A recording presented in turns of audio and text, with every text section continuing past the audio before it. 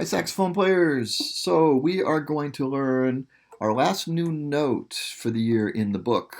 Um, and for you, we're in lesson 14, and this new note for you is C sharp. It can also be written D flat, okay? We haven't talked about this before. Your teachers will talk more about it, but that is an enharmonic spelling. There are two ways to notate notes. In this case, if you have a D note up here and a C, there is a pitch in between, the half step in between. You could either get to it by going and sharpening the lower note, which is C sharp, or by lowering the top note D and D flat. D flat and C sharp are the same pitch. They sound the same. They're just written differently. Okay?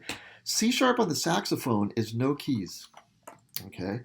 It's probably the more out of tune note on the saxophone. Maybe for that reason, there's just no keys down. I'm not exactly sure, but it's hard to play that note in tune, even for professionals. But C sharp, when you're doing this, you just keep your fingers on the keys and just lift them up. You can sort of see I'll try to get the whole horn up here. I can't really, but you can see my hand here, my top hand. When you lift them up, keep your fingers on the keys still. Don't flash your hands up like this. I see a lot of my saxophone clarinets players do that.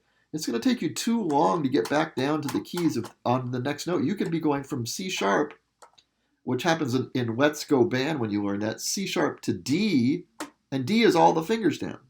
So if your fingers are flopping around like this, you're going to have a hard time getting there fast. So when you lift the keys up for C sharp, you keep your fingers on home base, I like to say, just over the keys and ready to play. Okay, so that is your new note, C sharp or D flat.